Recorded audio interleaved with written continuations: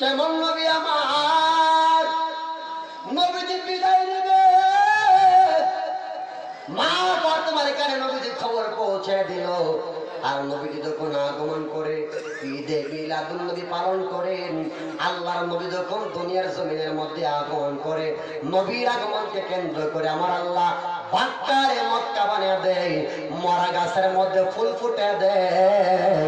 আমার আল্লাহ তাআলা নষ্ট নগরীকে ইমানদারের ঠিকানা বানায়া দেয়। চিৎকার করে বলেন সুবহানাল্লাহ। নবীজি যখন দুনিয়াতে আগমন করবে, আব্বাজান আব্দুল্লাহর পেশারে থেকে আম্মাজান আমার গর্বে যখন দয়াল নবী মুস্তাফা আগমন করলেন, আমিনা বলেন আমি আমার সন্তানকে গর্বে নিয়ে মক্কার কূপ থেকে আমি যখন পানি উঠাতে গেলাম, অন্য দিন আমি বালতি দিয়ে রশি দিয়ে টেনে টেনে কূপ থেকে পানি উঠানো লাগতো। আমার সন্তান যেদিন আমার গর্ভের মধ্যে আগমন করেছে, আমি যখন কূপ থেকে পানি উঠাতে যাইতাম, তখন বালতি নিচে পেলে রশি দিয়া টাইনা টাইনা পানি উপরে উঠানোর প্রয়োজন হতো না। আমাকে দেখা মাত্র কূপের পানিগুলো নিচ থেকে উপরের দিকে উঠে যাইত। আর জবান খুলে বলবেন না, এটা তো আমার নবীর মুজিজা। নবীজির মুজিজাই আমেনা বলে গভীর গর্তে কূপের পানিগুলো উপরে উঠে যাইতো। আর আরবের মহিলারা আমাকে বলতো, আমেনা তুমি বাসায় যেও না, তুমি যতক্ষণ পর্যন্ত কূপের পাশে দাঁড়ায় থাকো ততক্ষণ পর্যন্ত কূপের পানিটা উপরে থাকে। তুমি যখন আবার বিদায় নিয়ে চলে যাও, তখন কূপের পানিটা আবার নিচে তার জায়গায় চলে যায়। চিৎকার মেরে বলেন সুবহানাল্লাহ। আম্মা জানা বলে আমি যখন আমার সন্তানকে গর্ভে নিয়ে নদীর পাড়ে হাঁটতে বাহির হলাম, তখন আমি আমরা দেখতে পাইলাম নদীর উপরে একটা বাঘ আর একটা হরিণ দুইটা একসাথে নদীর পানি পান করছে। সুবহানাল্লাহ বলবেন। একটা বাঘ আর একটা হরিণ, কথা বলবেন, একটা বাঘ আর একটা হরিণ। বাঘ আর হরিণ মনে হয় বন্ধু নাকি দুষ্ট? তাহলে কি দুশ্মন? বাঘের প্রধান খাবারই তো হচ্ছে হরিণ, কি বলেন ঠিক কিনা? এখন যদি আপনারা দেখেন আপনাদের মাহফিলের ভিতরে একটা বাঘ আসছে, আপনারা থাকবেন না ভাগবেন? হ্যাঁ, বলবেন যে খাইলে বাংলাদেশি হুজুরে খান, জান বাঁচাও, জান বাঁচানি ফরজ, কি বলেন ঠিক কিনা? আমার ধুইয়া তখন আপনারা দৌড়াবেন, কারণ জান বাঁচানি কি ফরজ, দলিল মেরে দিবেন। আম্মা জানা বলে আমি দেখতে পাইলাম আমার সন্তান যখন আমার করবে, আমি হাঁটতে বাহির হলাম, তখন দেখলাম নদীর পাড়ে একটা বাঘ আর একটা হরিণ দুইটা একসাথে নদীর পানি পান করতেছে। আমাকে দেখা মাত্র বাঘ আর হরিণ দুইটা আমার দিকে সামনের দিকে এগিয়ে আসতেছে। চিৎকার মেরে বলেন সুবহানাল্লাহ। মা আমেনার দিকে বাঘ আগাচ্ছে, আপনাদের কাছে আগে থাকবেন আপনারা? মা আমেনা বলে আমি একটু ভয় পেয়ে গেলাম, আমি আশ্চর্য হয়ে গেলাম, ভাই কেন আমার দিকে এগিয়ে আসতেছে? তখন মা আমেনা বলতেছেন আমি দেখলাম বাঘটা আমার কাছে আসার পর আল্লাহর কুদরতে বাঘের জবানটা মানুষের জবানের মতো হয়ে গেল। বাঘ আমাকে ডেকে বলে, আমেনা ভয় পায় না, ভয় পায় না। ও আমেনা, আমরা কেন তোমার কাছে আসলাম জানোনি? আমরা নবীজির অপেক্ষায় ছিলাম। আমরা যেই নবীকে না বলেন রব্বে করিম আসমান জমিন চন্দ্র সূর্য তারকা ৮০,০০০ আলম ১৮,০০০ মাখলুকাত কোনো কিছুই বানাতেন না। শুনলাম ওই নবী নাকি তোমার গর্ভে আগমন করেছে। ওই নবীকে সুস্বাগতম জানানোর জন্য আমরা তোমার কাছে আমরা শুভ আগমন করে ফেললাম। আমেনা গো দাও দাও দাও, তোমার পা দুটা গায়ে দাও, আমরা বাঘ আর হরিণ তোমার পায়ে চুমুকে রহমাতাল লিল আলামিনকে সুস্বাগতম জানায়া দেই। চিৎকার মেরে বলেন সুবহানাল্লাহ। নবীর আগমনে বাঘ হরিণ বন্ধু হয়ে যায়। নবীর আগমনে বাঘ আর হরিণ নবীকে শুভ আগমন শুভেচ্ছা জানানোর জন্য আমাদের কাছে চলে আসে। সুবহানাল্লাহ বলবেন না? কে সেই নবী আমার? আম্মা জানা বলে আমি আমার জীবনে এত সন্তান দেখলাম, দুনিয়ার জমিনের মধ্যে সব সন্তানরা উলঙ্গ অবস্থায় আগমন করে, আর আমার সন্তান দুনিয়ার মধ্যে জান্নাতি পোশাক পরে আগমন করেছেন। আর একটু আসতে বলেন, সালামটা ছেড়ে দিয়ে বলেন, জান্নাতি পোশাক পরে আগমন করেছেন। শুধু তাই নয়, আমি দেখলাম আমার সন্তান চোখে সুরমা, জান্নাতি সুরমা চোখে লাগিয়ে আগমন করেছেন। তার শরীর মুবারক থেকে এমন ঘ্রাণ আমার নাকের মধ্যে আসলো, আল্লাহর কসম আমি আমিনা আমার জীবনে কোনোদিন আমার নাক দিয়ে এমন ঘ্রাণ পাই নাই। চিৎকার করে বলেন সুবহানাল্লাহ। শুধু তাই নয়, আম্মা জান আমরা বলে আমার সন্তানকে রব্বে করিম এত সৌন্দর্য দান করেছিলেন, এত সুন্দর দান করেছিলেন। আমি আমিনা আমার জীবনে কোনোদিন এত সুন্দর কোনো মানুষ কোনো সন্তান দেখি নাই। এবার আম্মা জান আমিনা যখন এই কথা বললেন, নবীজির দুধমা হালিমা বলে, আমিনা তুমি তো মক্কায় থেকে তো কোথাও যাও নাই, আমি হালিমা অনেক জায়গায় গিয়েছি, অনেক সন্তানের মুখ দেখেছি, দুধমা হওয়ার জন্য অনেক সন্তান খোঁজাখুঁজি করলাম। আমিনা গো তোমার গর্ভের মধ্যে সন্তান আগমন করেছে, আল্লাহর কসম করে আমি হালিমা তো সাদিয়া বলে আমার জীবনে তো সুন্দর সন্তান আমি কখনো দেখি না। নবীজিকে যখন হালিমা তো সাদিয়া নিয়ে তার বকরিতে তার ঘোড়ায় উঠলেন, হাদিসের মধ্যে রয়েছে তার ঘোড়াটা ছিল দুর্বল, তার বাহনটা ছিল দুর্বল। নবীজি যখন ওই বাহনের উপরে উঠে গেলেন, তার ঘোড়াটা তার বাহনটা সবল হয়ে গেল, সব বাহনকে পিছনে ফেলে হালিমা তো সাদিয়ার বাহন সবার সামনে চলে গেছে। মিলাদুন নবী বলেছেন, আল্লাহর নবীজি বলেন, নবীজির দাদা আব্দুল মুত্তালিব বলে, আমিনা তুমি তো মক্কার বাইরে কোথাও যাও নাই, কেমনে দেখবা? হালিমা তুমি তো বেশি দূর দূরান্তে যাও নাই, কেমনে দেখবা? আমি আব্দুল মুত্তালিব অনেক জায়গায় গিয়েছি, আমিও বলতে পারি আল্লাহর কসম আমার সন্তান আব্দুল্লাহর ঘরে এমন এক সন্তানের আগমন হয়েছে, আমি আব্দুল মুত্তালিব আমার এই চক্ষু দ্বারা জীবনে কোনোদিন এত সন্তান এত সুন্দর সন্তান দেখতে পারি না। প্রথম বললেন আমিনা, তারপরে হালিমা, তারপরে আব্দুল মুত্তালিব। এবার আল্লাহর পক্ষ থেকে আসে, সুবহানাল্লাহ বলবেন না? আমার আল্লাহ জিব্রাইলকে পাঠিয়ে দিলেন। জিব্রাইল ডেকে বলে, দুনিয়ার মানুষ তোমরা শুনে নাও, জেনে নাও, আমিনা মক্কার বাইরে যায় নাই, বেশি কাউকে দেখতে পারে নাই। হালিমা বেশি দূর দূরান্তে যায় নাই, হালিমা বেশি কাউকে দেখতে পারে নাই। আব্দুল মুত্তালিব মাত্র কয়েক জায়গায় গিয়েছে, সেও বেশি দেখতে পারে নাই। আর আমি জিব্রাইলকে আমার আল্লাহ এত ক্ষমতা দান করেছেন, আমি পলকের ভিতরে সারা পৃথিবীটা ঘুরে দেখতে পারি।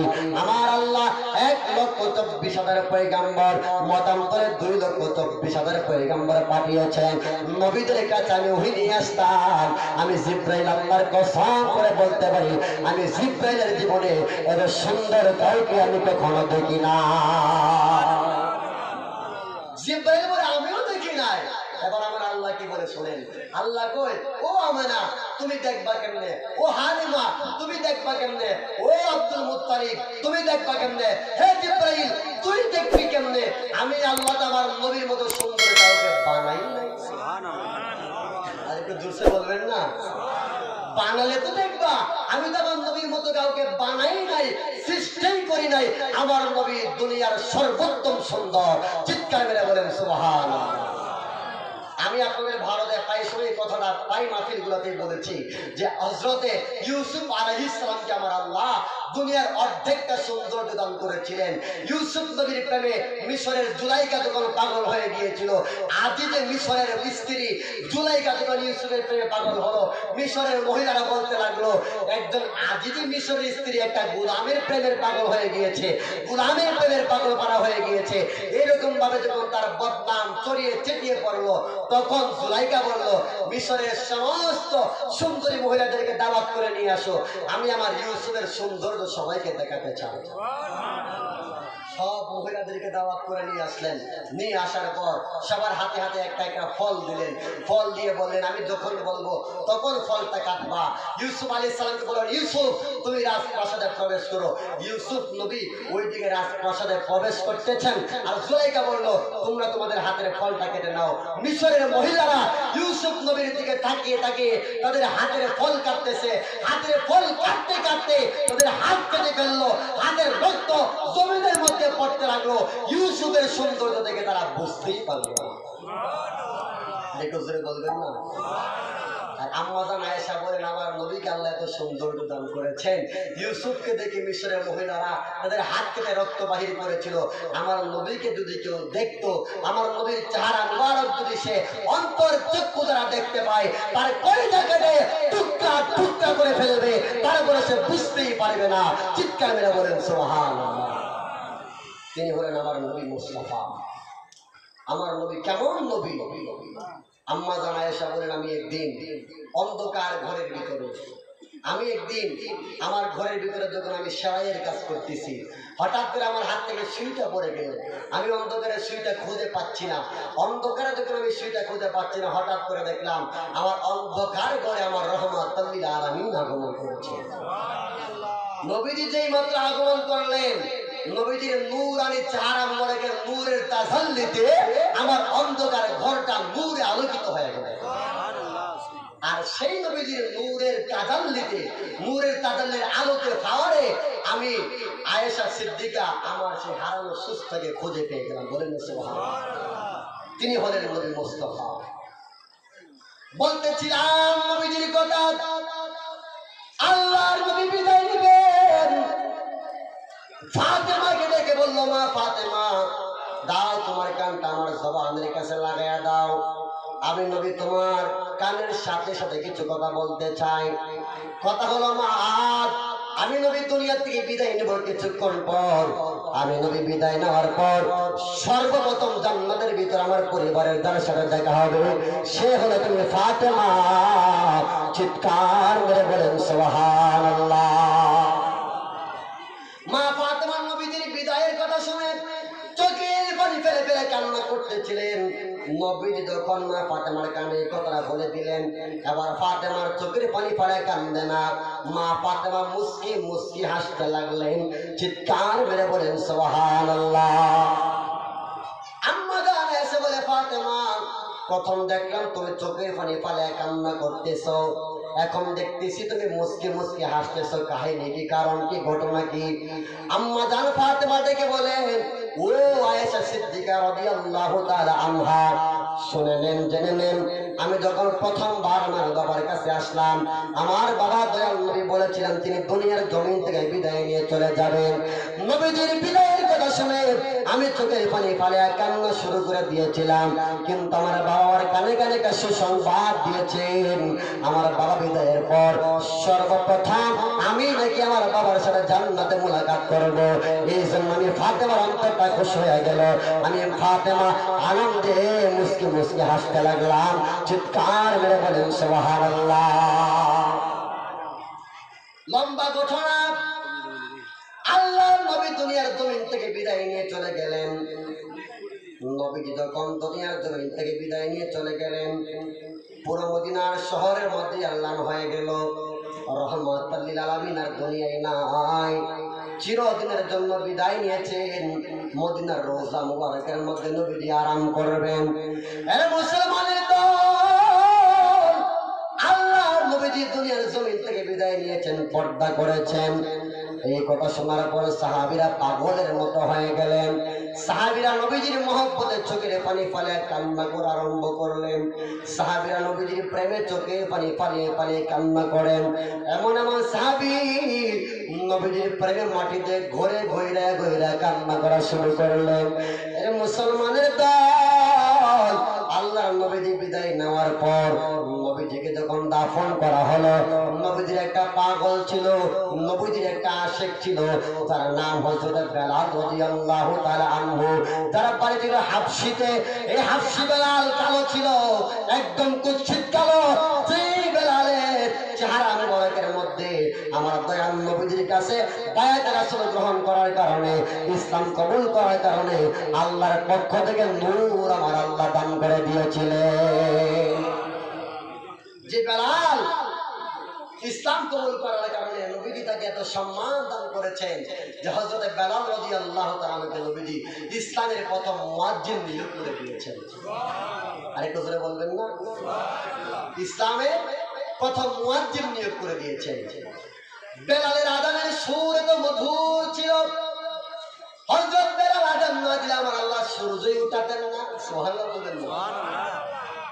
বেলালের আজানের আওয়াজ শুধু মক্কা শুধু মদিনায় নয়, হযরত বেলালের আজানের আওয়াজ স্বয়ং আমার আল্লাহর আরশে আজিম পর্যন্ত পৌঁছে যেত। চিৎকার মেরে বলেন সুবহানাল্লাহ। আপনি আমি আজান দিলে কতটুকু দূরেই বাজাই, হযরত বেলাল যখন খালি গলায় আজান দিতেন, সামনে 70 মাইল, পিছনে 70 মাইল, ডাইনে 70 মাইল, বামে 70 মাইল, চতুর্দিকে 70 মাইল পর্যন্ত বেলালের আজানের আওয়াজ আমার আল্লাহ পৌঁছে দিতেন। চিৎকার মেরে বলেন সুবহানাল্লাহ। এ বেলাল ইসলাম কবুল করার পর অনেক কষ্ট করেছেন, কাফের বেঈমানদের হাতে নির্যাতিত হয়েছেন। হযরত বেলাল রাদিয়াল্লাহু তাআলা আনহুকে কাফের অনেক নির্যাতন করেছেন। ইসলাম কবুল করার কারণে দিনের বেলায় বেলালকে রুদ্রে ফালায় আঘাত করেছে, রাতের বেলায় হযরত বেলালের পা দুটো উপরে দিয়া মাথার নিচে দিয়া ওনাকে ঘরের তীরের মধ্যে লটকায় লটকে আঘাত করেছেন, মেরেছেন।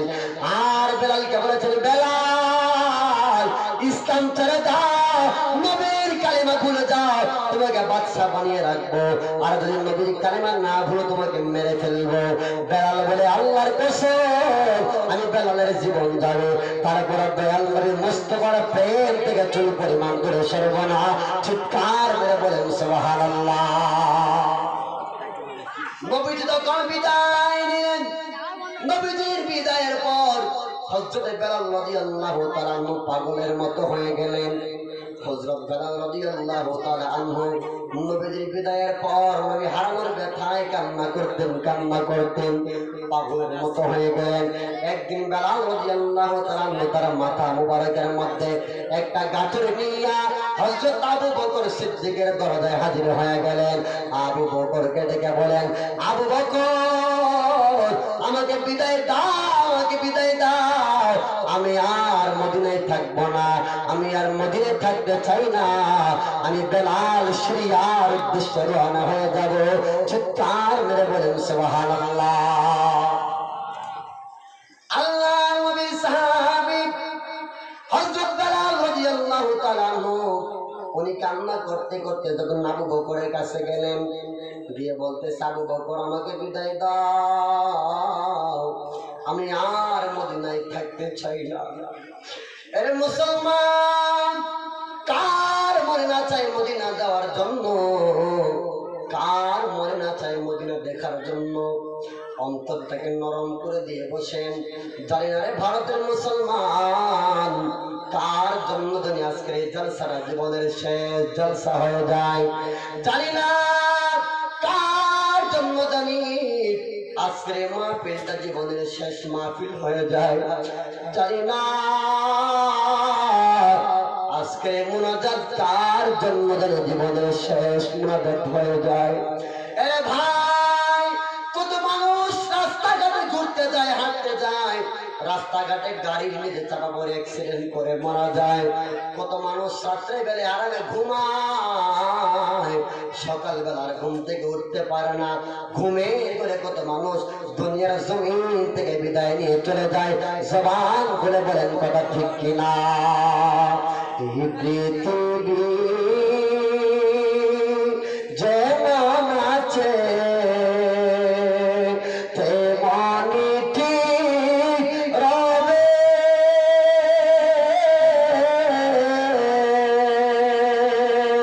সুন্দর পৃথিবী ছেড়ে একদিন চলে যেতে হবে রে মন, চলে যেতে হবে। কথা বলেন না ঠিক কিনা? এই পৃথিবীতে চিরদিন থাকতে পারবেন না, সুন্দর পৃথিবীটা ছেড়ে অন্ধকার কবরে চলে যেতে হবে। জানি না কার জন্য জানি আজকের মাহফিলটা জীবনের শেষ মাহফিল হয়ে যায়। অন্তরটাকে নরম করে দিয়ে মদিনার কামলার মোহব্বত নিয়ে বসেন। হযরত বেলাল আবু বকরকে বলে, আবু বকর দাও দাও, আমাকে বিদায় দাও, আমি আর মদিনায় থাকতে পারছি না, আমি সিরিয়ায় চলে যাব। আবু বকর ডেকে বলল, ভাই বেলাল, তোমার কিসের অভাব হয়েছে যার কারণে মদিনা ছেড়ে চলে যেতে চাও? আরে বেলাল, তোমার কি টাকা পয়সার অভাব, তোমার কি ধন সম্পদের অভাব? যদি টাকা পয়সার অভাব হয়ে পড়ে দাও, বাইতুল মাল থেকে আমি ধার্য করে দিব।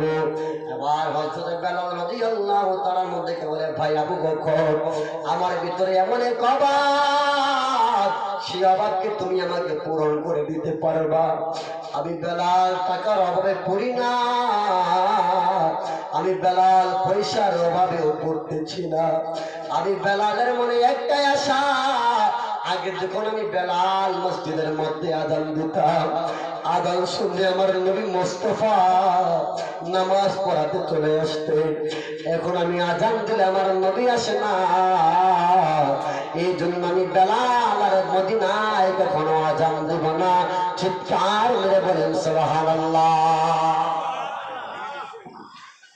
আমি আযান দিলে নবী আসতো, এখন আর নবী আসে না।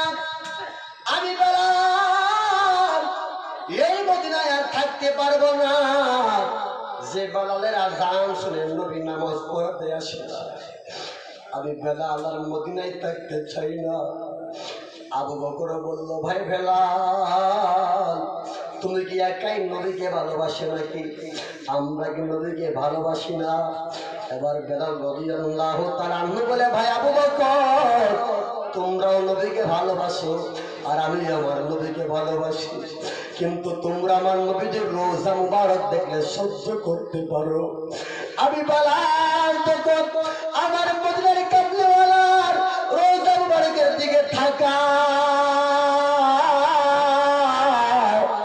আমি বেলাল আর সহ্য করতে পারি না। আমার মনে হয় আমি এখন এগুলো কলিজা ফেটে দুনিয়ার জমিন থেকে বিদায় নিয়ে চলে যাব। আমি নবীর রোজা দেখলে ঠিক থাকতে পারি না, আমি নবীর রোজা দেখে আমি ঠিক থাকতে পারি না। আবু বকর, আমাকে বিদায় দাও, আমি মদিনা থেকে বিদায় নিতে চাই। সব সাহাবীদের কাছ থেকে বেলাল রাদিয়াল্লাহু তাআলা বিদায় নিয়ে সিরিয়ায় চলে গেলেন।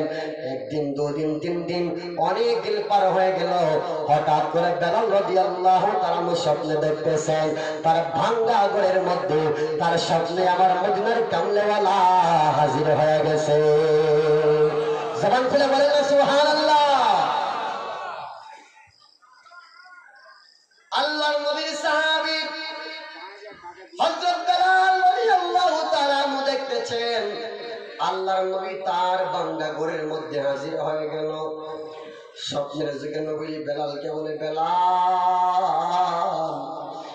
কতদিন হলো তুমি মদিনা ছেড়ে চলে আসতো, তোমার কি মনে চাই না আমি নবীর রোজা দেখবা? তোমার কি মনে চাই না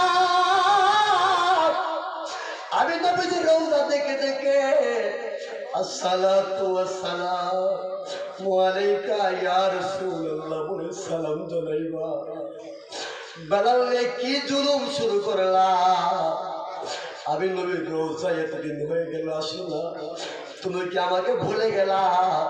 যে মাত্র বেলালের ঘুম চলে গেল, বেলাল রাদিয়াল্লাহু তাআলা পাগলের মতো হয়ে গেলেন। বেলাল রাদিয়াল্লাহু তাআলা আর সিরিয়ায় থাকে নাই। রাত্রে বেলায় নবীর রোজা মদিনার উদ্দেশ্যে দৌড়ানো আরম্ভ করেছে। চিৎকার মেরে বলেন সুবহানাল্লাহ। আমি হব মদিনার সারা বেলা জারুদার, রোজার কিনারে কেটে যাবে দিন আমার।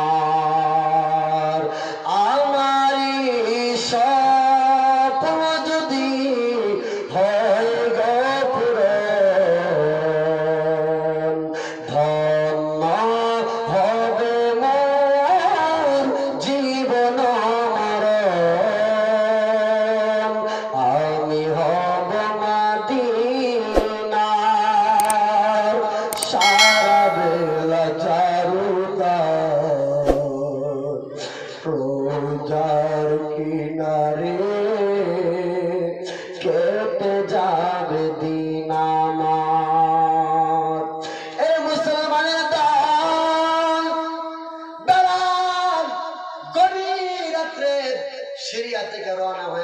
মদিনায় নবীর রওজার উদ্দেশ্যে। তাহাজ্জুদের সময় বেলাল নবীর রওজার সামনে হাজির হয়ে গেল। নবীজির রওজা মুবারকের পাশে হযরত বেলাল রাদিয়াল্লাহু তাআলা হাজির হয়ে নবীজির রওজা মুবারক তখন কাঠের জালি মুবারক দ্বারা ঘেরা ছিল। নবীজির রওজা মুবারকের কাঠের জালি মুবারকের মধ্যে তারা মাথাটা ঠেকাইয়া চোখের পানি ফলায়া ফলায়া কান্না করে বলে লাব্বাইক ইয়া রাসূলুল্লাহ, লাব্বাইক ইয়া হাবিবাল্লাহ, লাব্বাইক ইয়া রাহমাতাল লিল আলামিন। ওগো মায়ার নবী, আপনি আপনার গোলামকে ডেকেছেন, আপনি আপনার গোলামকে স্মরণ করেছেন। আমি গোলাম, আপনি মদিনার কামলিওয়ালার রওজা মুবারকের সামনে হাজির হয়ে গেলাম। চিৎকার মেরে বলেন সুবহানাল্লাহ। নবীজি গো আমার, আমি আপনার রওজার সামনে হাজির হয়ে গেলাম। বেলাল রাদিয়াল্লাহু তাআলা তাহাজ্জুদের সময় কান্না করেছেন। ফজরের নামাজের সময় হলো। বেলাল রাদিয়াল্লাহু তাআলা নবীজির রওজার পাশে কান্না করতে লাগলেন। হঠাৎ করে নতুন মুয়াজ্জিন মসজিদে নববীতে আযান দেওয়ার জন্য আসলেন। আযান দেওয়ার জন্য এসে দেখতেছেন নবীর মুয়াজ্জিন বেলাল নবীর রওজার পাশে বসে কান্না করে চিৎকার মেরে বলেন সুবহানাল্লাহ। নবীর মুয়াজ্জিন বেলাল নবীজির রওজার পাশে বসে বসে যখন কান্না করতে লাগলেন, নবীজির নতুন মুয়াজ্জিন মসজিদে নববীর নতুন মুয়াজ্জিন দেখতে বলতেছেন, ডাকতেছেন সবাইকে, কোথায় আবু বকর, কোথায় ওমর, কোথায় উসমান, কোথায় আলী, কোথায় নবীর প্যারা সাহাবীরা, আসো আয়েশা দেখে যাও নবীর মুয়াজ্জিন বেলাল মদিনায় ফিরে এসেছে। চিৎকার মেরে বলেন সুবহানাল্লাহ। নবীর মুয়াজ্জিন বেলাল মদিনায় ফিরে আসলো। সব সাহাবীরা নবীজির রওজার সামনে চলে আসলেন। আয়েশা দেখতেছেন বেলাল চোখের পানি ফালায়া কান্না আরম্ভ করলেন। আবু বকর দাঁড়ায় গেলেন, ভাই বেলাল, অনেকদিন হয় তোমার কণ্ঠের আযান আমরা শুনি না। বেলাল ভাই রে, আজকে একটু কষ্ট করে ফজরের আযানটা তুমি দিয়া দাও, আমাদের মন চায় তুমি সেই কণ্ঠে মদিনার নবীরে তোমার আযান শোনাইতা। ওই কণ্ঠে আযান শুনে আমাদের কলিজাটারে ঠান্ডা করে দিব। চিৎকার মেরে বলেন সুবহানাল্লাহ। ভাইজান, মনটাকে নরম করে কাঁদার চেষ্টা করেন, নবীর মহব্বতে একটু ফুটা চোখের পানি পালানোর চেষ্টা করেন। মুমিন বান্দার চোখের পানির দাম আমার আল্লাহর দরবারে অনেক, আমার মালিকের দরবারে বহুত বেশি। এর মুসলমান, আল্লাহর বান্দা নবীর গোলাম, আল্লাহর নবী যে বলেছেন হাশরের ময়দানে জাহান্নাম চিৎকার করতে লাগবে আর যেটা বলবে, আল্লাহ আমাকে খাবার দাও, আমাকে খাবার দাও, আমাকে খাবার দাও। জাহান্নাম যখন খাবারের জন্য চিৎকার করতে লাগবেন, তখন আমার আল্লাহ ফেরেশতাদেরকে বলবে, ও ফেরেশতারা যাও জাহান্নামকে শিকল দিয়ে টেনে রাখো। যদি জাহান্নামকে শিকল দিয়ে টেনে না রাখো, জাহান্নাম দৌড়ে চলে আসবে। এর মুসলমানের দল, আল্লাহ নবী বলে জাহান্নামের সেই দিনের চিৎকারে পুরো হাশরের ময়দানটা কম্পন সৃষ্টি হয়ে যাবে। জাহান্নাম যখন আমাকে খাবার দাও, আমাকে খাবার দাও বলে চিৎকার মারবে, আমার আল্লাহ ফেরেশতাদেরকে পাঠাবে, যাও গিয়ে জাহান্নামকে শিকল দিয়ে আটকিয়ে রাখো। ফেরেশতারা যাবে, জাহান্নামকে আটকানোর চেষ্টা করবে, পারবে না। আর 1000 ফেরেশতা যাবে, জাহান্নামকে টেনে ধরার চেষ্টা করবে, পারবে না। আমার মালিককে বলবে, মালিক জাহান্নামের আগুনকে তো টেনে রাখতে পারতেছি না। আমার আল্লাহ বলে, তোমরা সরে যাও, আমি আল্লাহ জাহান্নামের আগুনকে থামানোর ব্যবস্থা করতেছি। চিৎকার মেরে বলেন সুবহানাল্লাহ। তখন আমার আল্লাহ ওনার কুদরতি হাত মুবারকের মধ্যে কিছু পানির ফোঁটা নেবেন, কিছু পানি আমার আল্লাহ নিয়ে জাহান্নামের আগুনের উপরে ছিটিয়ে দিবেন। যেই মাত্র জাহান্নামের আগুনের উপরে, জ্বলন্ত আগুনের উপরে সেই চোখের ফোঁটা পানিটা ছিটিয়ে দিবেন, সাথে সাথে জাহান্নামের আগুনটা নীরব হয়ে যাবে। আরেকটু জোরে বলবেন না? ফেরেশতারা বলবে, মালিক